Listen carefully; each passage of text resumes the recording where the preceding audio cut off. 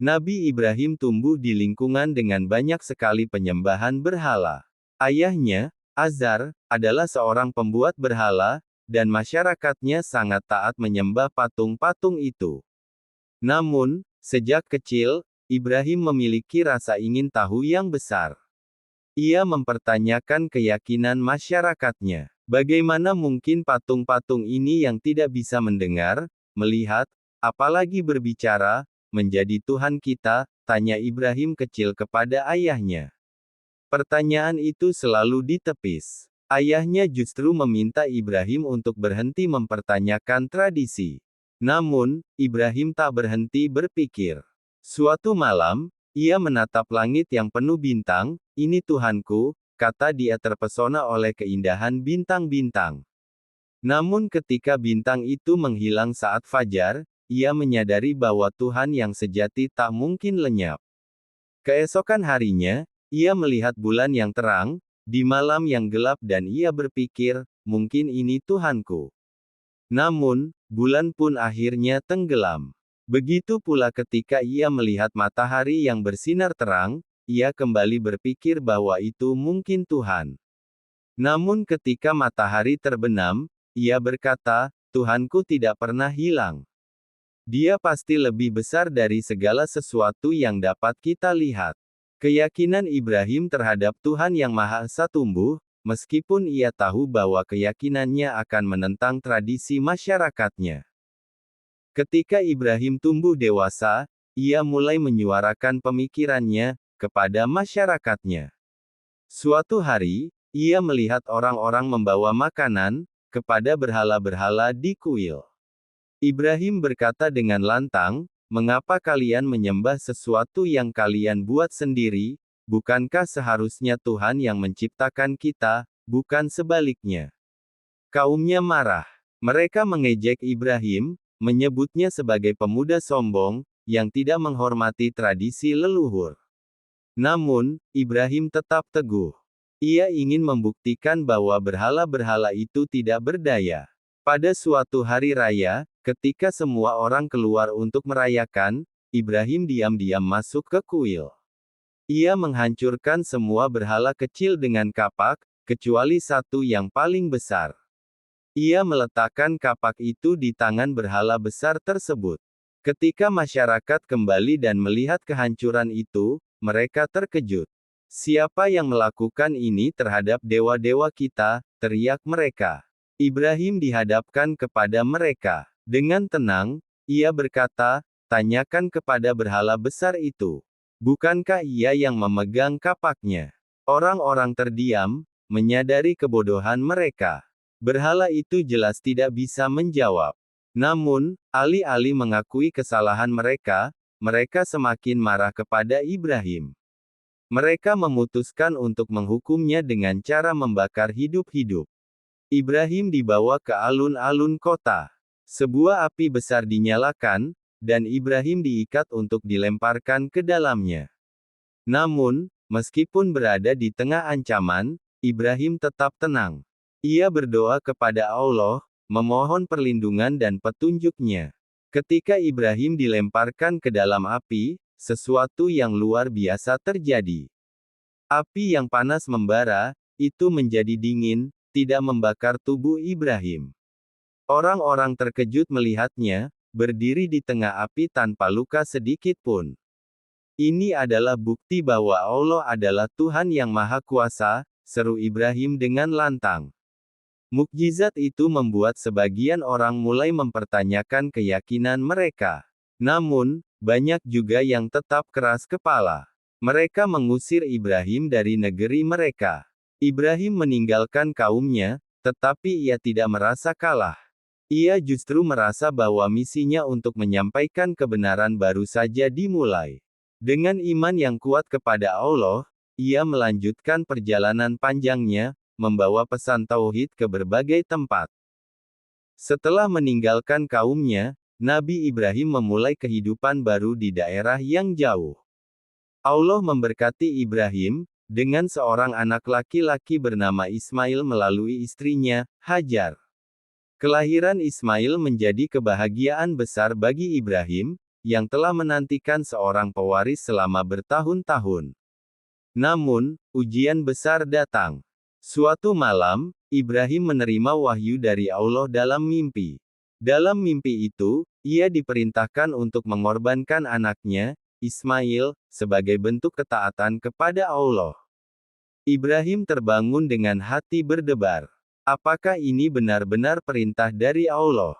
Hari berikutnya, mimpi itu datang lagi, begitu jelas sehingga Ibrahim yakin bahwa ini adalah ujian keimanannya. Namun, sebagai seorang ayah, hatinya tersiksa. Bagaimana ia bisa mengorbankan anak yang sangat dicintainya? Akhirnya, Ibrahim memberanikan diri untuk menceritakan mimpi itu kepada Ismail. "Wahai anakku," kata Ibrahim dengan suara berat, "aku bermimpi bahwa aku harus mengorbankanmu. Apa pendapatmu?" Ismail, meskipun masih muda, menjawab dengan tegas, "Wahai ayah, lakukanlah apa yang diperintahkan Allah kepadamu. Insya Allah, engkau akan menemukanku termasuk orang-orang yang sabar." Jawaban itu meneguhkan hati Ibrahim. Dengan penuh kepasrahan, ia membawa Ismail ke sebuah bukit, tempat ia bersiap melaksanakan perintah Allah. Ketika Ibrahim hendak menyembelih Ismail, Allah menunjukkan kasih sayangnya. Malaikat Jibril datang membawa seekor domba sebagai pengganti. "Wahai Ibrahim," kata Jibril, "engkau telah memenuhi perintah Allah.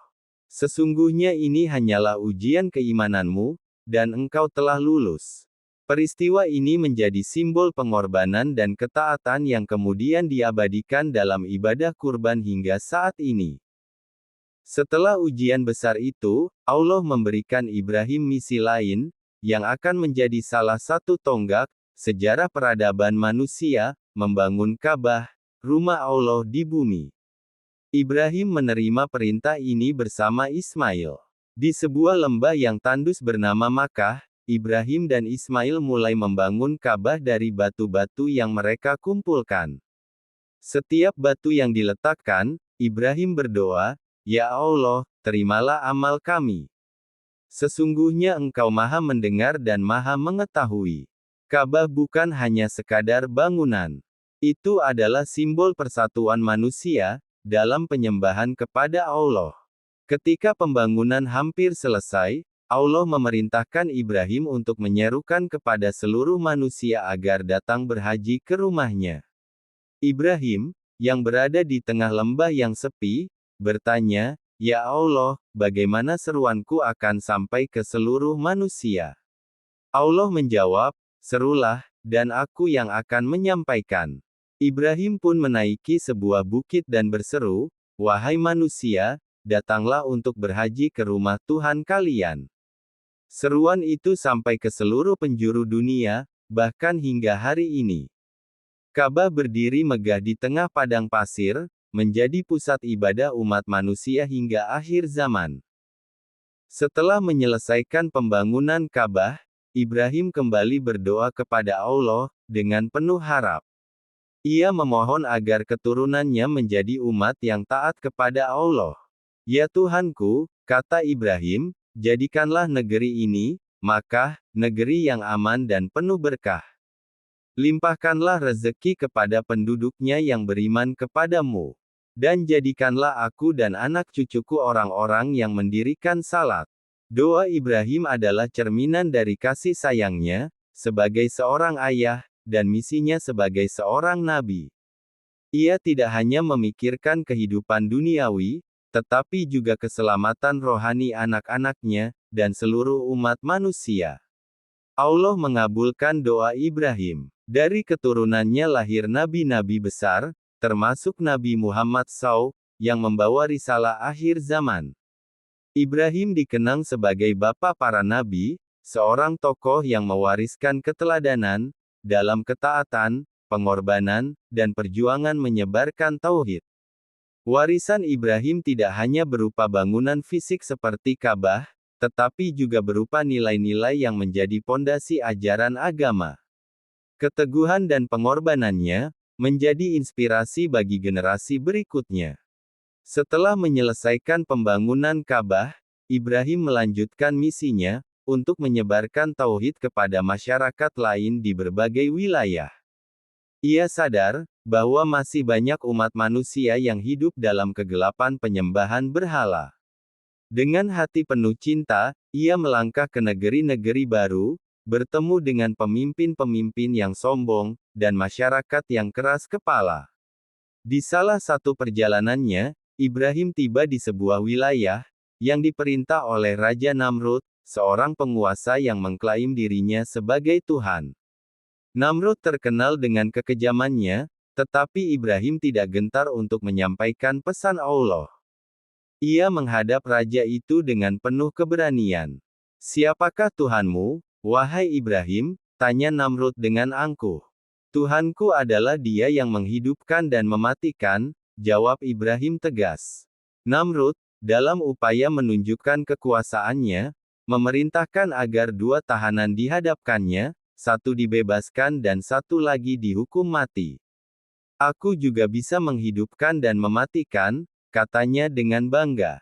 Namun, Ibrahim tidak terperdaya oleh tipu daya Namrud. Ia berkata, "Tuhanku adalah Dia yang menerbitkan matahari dari timur. Jika engkau Tuhan, terbitkanlah matahari dari barat."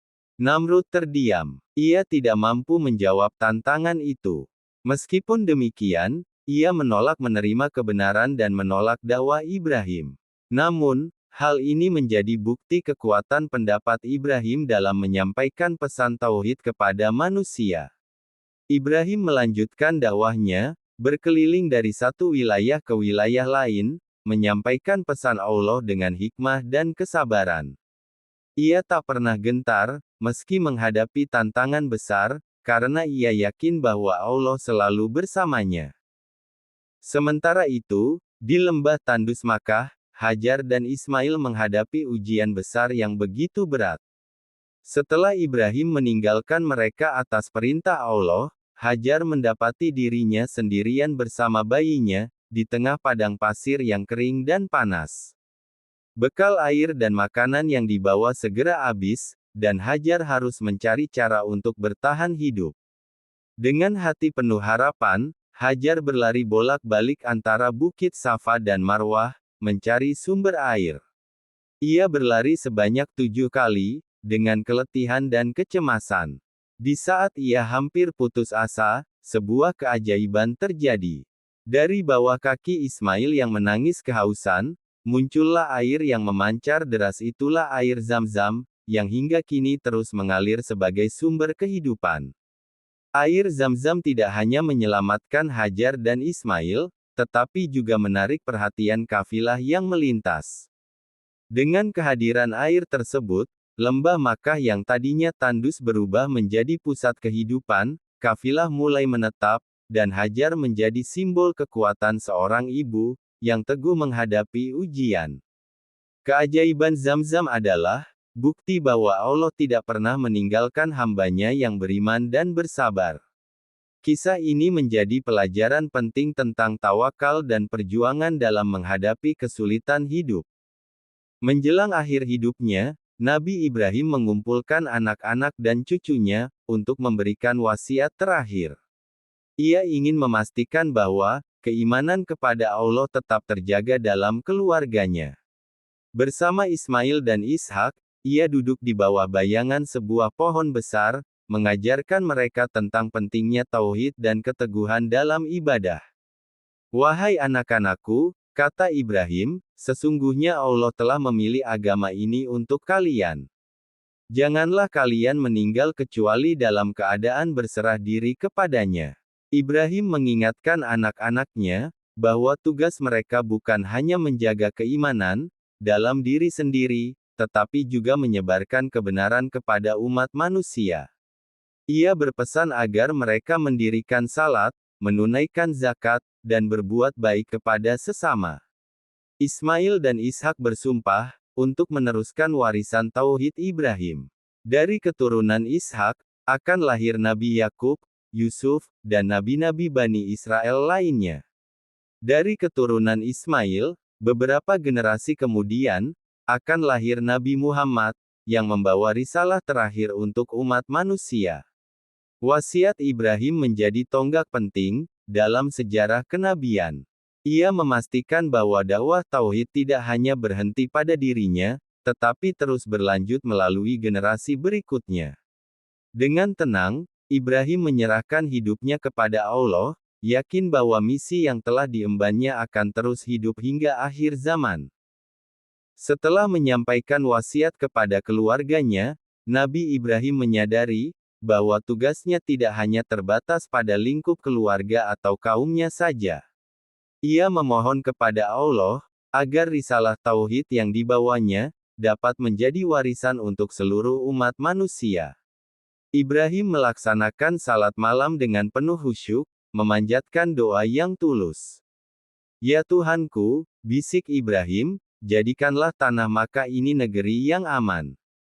Karuniakanlah rezeki kepada penduduknya, baik dari hasil bumi maupun dari usaha mereka. Limpahkanlah rahmat-Mu kepada umat yang mengikuti ajaran ini. Dan bangkitkanlah di antara mereka seorang rasul yang akan membimbing mereka kepada kebenaran."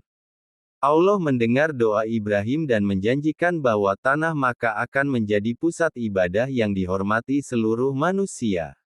Dari keturunan Ibrahim, lahirlah nabi-nabi besar yang menyampaikan risalah tauhid. Puncaknya adalah kelahiran Nabi Muhammad, yang membawa Al-Quran sebagai petunjuk bagi umat manusia. Doa Ibrahim menjadi doa yang tidak hanya abadi, tetapi juga sesuai hingga kini. Tanah Makkah, yang tadinya tandus, menjadi pusat spiritual umat Islam, dan tempat berkumpulnya jutaan manusia dari berbagai penjuru dunia, untuk melaksanakan ibadah haji setiap tahunnya. Peran Hajar, istri Nabi Ibrahim, tidak dapat dipisahkan dari perjuangan besar ini. Sebagai seorang ibu dan istri, ia adalah pelengkap sempurna bagi Ibrahim. Keberaniannya meninggalkan kehidupan nyaman demi taat kepada perintah Allah adalah wujud keimanan yang luar biasa. Hajar memahami bahwa kehadirannya di lembah tandus Makkah bukanlah kebetulan, tetapi bagian dari rencana besar Allah. Ketika air Zam-Zam memancar, ia tidak hanya menyelamatkan hidupnya dan Ismail, tetapi juga membuka jalan bagi peradaban di tempat itu. Keberanian Hajar menjadi teladan bagi seluruh umat manusia, tentang pentingnya tawakal dan usaha tanpa henti. Hajar juga menjadi simbol kesetaraan dan kekuatan perempuan dalam ajaran Islam. Ia mengajarkan bahwa perempuan memiliki peran penting dalam membangun peradaban. Hingga hari ini, perjalanan Hajar bolak-balik antara Safa dan Marwah diabadikan dalam rukun haji sebagai sa'i. Itu adalah pengingat bahwa pengorbanan seorang perempuan dapat menjadi pijakan kokoh untuk masa depan umat manusia. Keberanian Hajar tidak hanya dikenang oleh umat Islam, tetapi juga menjadi inspirasi tentang kekuatan, kesabaran, dan keteguhan iman dalam menghadapi kesulitan. Ketika Ibrahim mencapai usia lanjut, ia menyadari bahwa masanya di dunia ini tidak akan lama lagi. Ia menghabiskan sisa hidupnya dengan terus mendekatkan diri kepada Allah, mengajarkan tauhid, dan membimbing generasi berikutnya. Dalam setiap kesempatan, ia selalu mengingatkan pentingnya menjaga kesucian iman dan keikhlasan dalam beribadah. Allah memberikan kabar gembira bahwa Ibrahim telah memenuhi tugasnya sebagai nabi dengan sempurna. "Wahai Ibrahim," firman Allah, "engkau telah menjadi pemimpin bagi seluruh umat manusia. Keteguhanmu dalam menjalankan perintahku akan menjadi teladan bagi generasi mendatang." Ibrahim menghembuskan napas terakhirnya dengan tenang, dalam keadaan beriman dan penuh keyakinan akan janji-janji Allah. Ia dimakamkan di Hebron, Palestina, sebuah tempat yang hingga kini dihormati sebagai salah satu situs suci oleh umat Islam, Kristen, dan Yahudi. Warisan Ibrahim tidak hanya berupa ajaran tauhid, tetapi juga nilai-nilai tentang keadilan, kesabaran, pengorbanan, dan cinta kepada Allah. Ka'bah yang ia bangun bersama Ismail, menjadi pusat spiritual umat Islam, dan doa-doanya menjadi pondasi bagi ajaran tauhid yang dibawa oleh para nabi setelahnya. Setelah kepergiannya, keturunannya melanjutkan perjuangannya. Ishak menjadi nabi bagi Bani Israel, sementara Ismail menjadi cikal bakal bangsa Arab. Ribuan tahun kemudian, Nabi Muhammad lahir dari keturunan Ismail, membawa risalah terakhir yang melengkapi dakwah tauhid Ibrahim.